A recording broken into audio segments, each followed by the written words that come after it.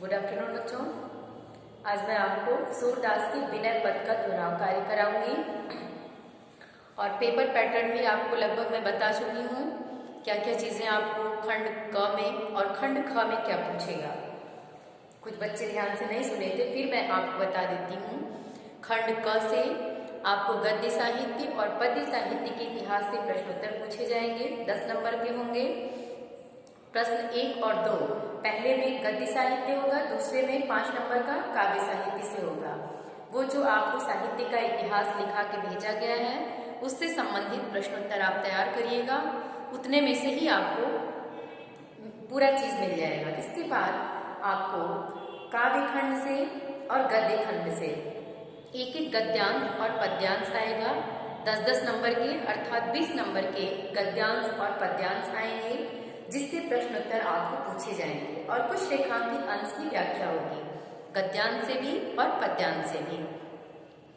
इसके बाद आपको प्रश्न नंबर 3 और 4 हो गया। 5वें में आपको एक गद्य से और एक काव्य से जीवनी लिखने को आएगा, जिसमें गद्य से 2 ही जीवनी है आपकी, भारतेंदु जी और महावीर प्रसाद द्विवेदी, और इसमें काव्य में आपके कबीर और सूरदास जी हैं। इसके बाद आपके कथा भारती से 2 ही कहानी आपके पाठ्यक्रम में है, एक आकाशदीप और दूसरी बलिदान कहानी। तो दोनों कहानीकार कौन कौन है, उस कहानी का उद्देश्य क्या है, उसके मुख्य पात्र कौन कौन है, ये आपको तैयार कर लेना है। इसको भी मैं लिख के आपके पास दी हूँ। इसके बाद आपको नाटक, जो सूतपुत्र नाटक पढ़ना है। आपके पाठ्यक्रम में आपके यहाँ सूतपुत्र नाटक चलता है, जिसमें 4 अंक हैं, प्रथम द्वितीय तृतीय, चारों अंक आपको बताया भी गया है। उसकी वीडियो भेजी गई है और लिख के भी मैं दे दी हूँ, और कर्ण का चरित्र चित्रण। इसके बाद बेटा आपको ये खंड क खत्म हुआ। अब आते हैं खंड ख पे। खंड ख में आपको संस्कृत से गद्य और एक श्लोक से हिंदी अनुवाद पूछेगा। फिर इसके बाद 4 नंबर का मुहावरा और लोकोक्ति में से आपको आएगा। संधि में आपको पढ़ाया गया है दीर्घ संधि, यड़ संधि, अयादि संधि, गुण संधि। इस चारों संधि में से 3 नंबर के प्रश्न पूछे जाएंगे। फिर आपका रस, छंद, अलंकार, इसमें से एक एक होगा। अलंकार में यमक, अनुप्रास, श्लेष, उपमा, रूपक, उत्प्रेक्षा, इनमें से 2 देगा, 2 में से 1 आपको करना है। रस में श्रृंगार रस, वीर रस, करुण रस, हास्य रस, 4 आप उदाहरण और परिभाषा के साथ तैयार कर लेंगी। छंद में आपका रोला, सोरठा, दोहा, चौपाई, ये चारों छंद आपको उदाहरण और परिभाषा के साथ तैयार कर लेना है। इसके बाद शब्दों में सूक्ष्म अंतर, जैसे आपको बताया भी गया है, कुछ उदाहरण भी लिख के मैं दी थी। इस शब्दों में सूक्ष्म अंतर, जैसे मान लीजिए लिखा है ये पुल, पुल माने किनारा, पुल माने वंश। पुल का शाब्दिक अर्थ क्या होता है? किनारा। पुल माने वंश होता है। इसके बाद आएगा अनेकार्थी शब्द। अनेकार्थी शब्द का मतलब, जैसे आपको अर्क एक शब्द लिखा है और इसके अनेक अर्थ क्या होते हैं। अर्क के अनेक और अर्थ क्या हो सकते हैं, जैसे अर्क माने एक अर्थ इसका सूर्य होता है, दूसरा औषधि का रस होता है। तो ऐसे ही आपको अनेकार्थी शब्द भी पूछा जाएगा 2 नंबर का। शब्दों में सूक्ष्म अंतर हो गया। वाक्यांशों के लिए एक शब्द, जैसे रात्रि में विचरण करने वाला, या जिसका पति न हो, या जिस पति की पत्नी न हो, उसको क्या कहते हैं? विधुर। तो इस तरह के वाक्यांशों के एक शब्द आपको पूछे जाएंगे। और वाक्यांशों की शुद्धि, जो मैं आपको ब्लैक बोर्ड पे बता चुकी हूँ, लिंग संबंधी, वचन संबंधी, क्रिया संबंधी अशुद्धियां जो होती हैं, वो जैसे मान लीजिए एक उदाहरण के रूप में मैं लिखती हूँ, महादेवी वर्मा, वर्मा एक कवि है, ये लिखा हुआ है। अब ये इसको शुद्ध करना है। ये अशुद्ध वाक्य है। तो शुद्ध क्या करेंगे? महादेवी वर्मा एक कवि है लिखा है, ये अशुद्ध है बच्चों। अब इस वाक्य को शुद्ध करना है, तो महादेवी वर्मा एक कवयित्री है। क्योंकि वो स्त्री है तो इसको हम क्या कहेंगे? लिंग संबंधी अशुद्धि। और वचन संबंधी अशुद्धियां होती जैसे मैंने या मैं दुकान से कई पुस्तकें खरीदी। मैं दुकान से कई पुस्तक खरीदी। जब कई हो गया तो पुस्तकें करने की कोई आवश्यकता नहीं, क्योंकि कई अपने आप में बहुवचन का ही बोध कराता है। जैसे मैं आपको ढेर सारी शुभकामनाएं देता हूँ। ढेर सारी शुभकामनाएं कहने की आवश्यकता नहीं है, मैं आपको ढेर सारी शुभकामना देता हूँ, क्योंकि ढेर सारी ही बहुवचन का बोध करा रहा है। तो ऐसे ही लिंग संबंधी, वचन संबंधी और कुछ ऐसे होते हैं मात्राएं, बहुत सारी चीजें हैं जिनको आपको ध्यानपूर्वक देखना होगा और वाक्यांशों की शुद्धि आपको करनी होगी। इसके बाद आपको पत्र लेखन आएगा, जिसमें मैंने आपको लिपिक पद के लिए, जिसमें लिपिक किसको कहते हैं? क्लर्क। किसी भी विभाग में अगर आपको क्लर्क बनना है तो आपको क्लर्क लिख करके नहीं आएगा कि आप क्लर्क पद के लिए आवेदन करिए। हिंदी में उसको क्या कहते हैं? लिपिक। तो आप लिपिक पद के लिए आवेदन करिए। ये पत्र भी मैं लिख के आपके पास भेजी हूँ, उसको तैयार कर लेंगी। या किसी विद्यालय में अध्यापक पद के लिए आपको आवेदन करना है, वो भी आपके पास भेजा गया बच्चों। एक पत्र आज मैं और बताएंगे क्लास में कि आपको कोई रोजगार करना है, उसके लिए किसी बैंक से शाखा प्रबंधक को ऋण लेना है। ऋण माने कर्ज लेना है।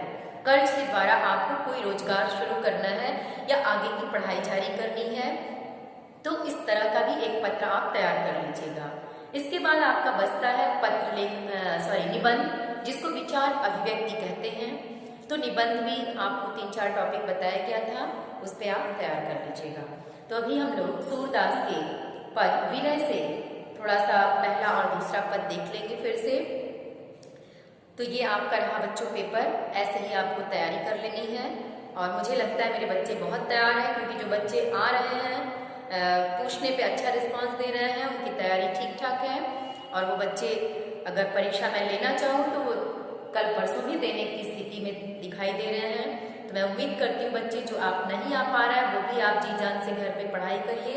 अगर आना चाहती हैं तो आके पढ़िए, जैसे भी हो आप अपनी पढ़ाई लगातार जारी रखिए, ताकि आपको परीक्षा देने में कोई भी परेशानी न हो। तो देखिए सूरदास का विनय का पद। अब कह राखी लेहु भगवान, हाँ अनाथ बैठो ध्रुव डरिया, पारति साधे बान। ताके डर में भाजो चाहर, ऊपर ढिको सचान। दुहु भाग्य दुख भयो आन, यह कौन उबारे प्राण। सुमिरत ही अहि डस्यो पार भी, कर छूट्यो संधान। सूरदास सर लग्यो सचान, जय जय कृपा निधान। अब यहाँ देखिए, अब कह राखी लेहु भगवान। यहाँ भक्त अपने जीवन के उद्धार की गुहार कर रहा है अपने ईश्वर से। देखिए प्रसंग इसका क्या होगा कि यहाँ एक भक्त द्वारा अपने जीवन के उद्धार की प्रार्थना की जा रही है अपने आराध्य देव से, अपने ईश्वर से। तो वही कहता है कि अब कह राखी लेहु भगवान। यहाँ भक्त कहता है कि हे ईश्वर, अब कह राखी लेहु, इस बार आप मेरी रक्षा कर लीजिए। क्यों? हाँ अनाथ बैठो ध्रुव डरिया, पारति साधे बान। क्योंकि मैं इस संसार रूपी वृक्ष पर, हाँ अनाथ बैठो ध्रुव डरिया, ध्रुव माने वृक्ष होता है, डरिया माने डाल। तो मैं इस संसार रूपी वृक्ष की डाली पर अनाथ बैठा हूँ। हाँ अनाथ बैठो ध्रुव डरिया, डरिया माने डाल, ध्रुव माने वृक्ष, अनाथ माने अकेला।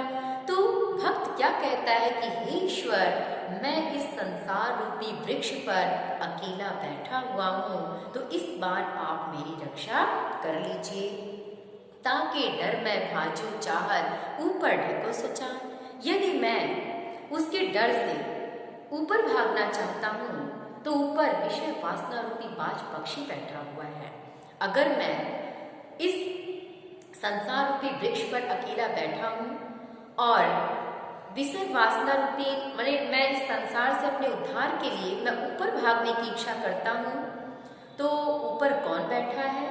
ताकि डर में भाजू चाहत, जिसके डर से मैं भागना चाहता हूँ, तो ऊपर ढेके सचान, तो ऊपर विषय वासना रूपी बाज पक्षी हमें खा डालने के लिए बैठा हुआ है।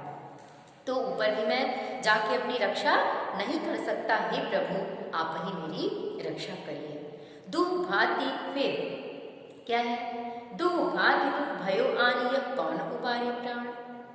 अब देखिए, अच्छा ये लाइन मैंने नहीं आपको बताई कि हाँ अनाथ बैठू डूब दरिया पारधि साधे पान। पारधि मैंने शिकारी। मैं इस संसार रूपी वृक्ष पर अकेला बैठा हूँ और विषय वासना, यहाँ देखिए विषय वासना रूपी यहाँ शिकारी है। विषय वासना रूपी शिकारी अपने बाण को साध रखा है, मुझे मार डालना चाहता है। अगर मैं उसके डर से ऊपर भागना चाहता हूँ, विषय वासना रूपी शिकारी के डर से मैं ऊपर भागना चाहता हूँ, तो ऊपर ढके सचान, ऊपर काम रूपी बाज पक्षी बैठा है जो पूरी तरह से खा जाना चाहता है। दुख भांति दुख भयो आनीय, तो दोनों ही प्रकार से मेरे ऊपर, एक तरफ विषय वासना रूपी नीचे से बाज पक्षी है, ऊपर से भोग रूपी शिकारी, ऊपर से भोग रूपी बाज पक्षी खा जाना चाहता है। तो आखिर मैं जहाँ जाऊँ, कैसे अपने जीवन का उद्धार करूँ। सुमिरत ही अहि डसो पारधि कर छूटे संधान।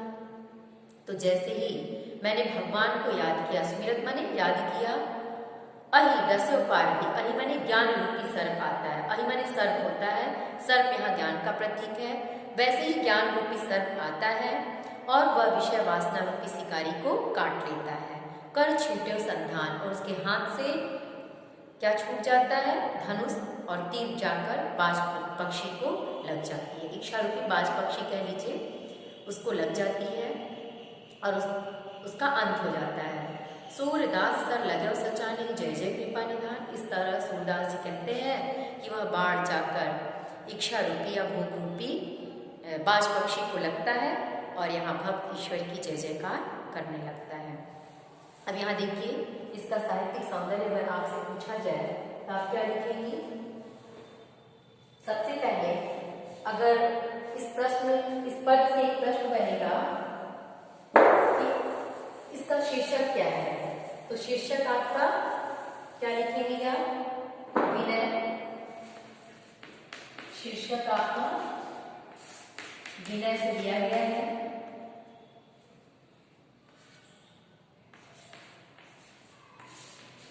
और इसके कवि कौन है, सूरदास। क्योंकि ये प्रश्न तो ये पूछेगा ही। अब इसमें ये पूछेगा, मान लीजिए दे दिया कि सुमिरत ही अहि डसो पारधि कर छूटे संधान। इसका क्या मतलब है, इस पंक्ति को स्पष्ट करिए। तो इसमें भक्त जैसे ही अपने ईश्वर को याद करता है, ईश्वर ज्ञान रूपी सर्प को भेजते हैं और वो ज्ञान रूपी सर्प विषय वासना रूपी बाज पक्षी को डस लेता है और शिकारी को डस लेता है, और उसके हाथ से जब तीर छूटता है तो वो ईशा रूपी बाज पक्षी को खा जाता है या उसका अंत कर देता है। इस तरह से उसका उद्धार हो जाता है। अगर इसका साहित्यिक सौंदर्य पूछे तो इसमें भाषा क्या है, सूर की भाषा क्या है, पूरी ब्रज है। छंद क्या है, ये पद है। अब यहाँ देखिए, अब एक चीज ये आएगा, रस क्या है, भक्ति या शांत दोनों कह सकती है। भक्ति और शांत रस के साथ हमेशा प्रसाद गुण होता है। गुण क्या हो जाएगा, प्रसाद हो जाएगा। शब्द शक्ति अभिधान है, इसमें लक्षणा होगा क्योंकि लक्षणार्थ करके अर्थ का स्पष्टीकरण है। और जय जय कृपा निधान में पुनरुक्ति प्रकाश है, क्योंकि जय जय दोनों ही शब्द तो एक ही जैसे हैं, दोनों के अर्थ एक है, इसलिए पुनरुक्ति प्रकाश है। और बैठो ध्रुव डरिया, रूपक अलंकार की छटा है, संसार रूपी वृक्ष पे यहाँ स्पष्ट किया है। तो अनुप्रास, रूपक, पुनरुक्ति प्रकाश अलंकार है यहाँ। थैंक यू बच्चों।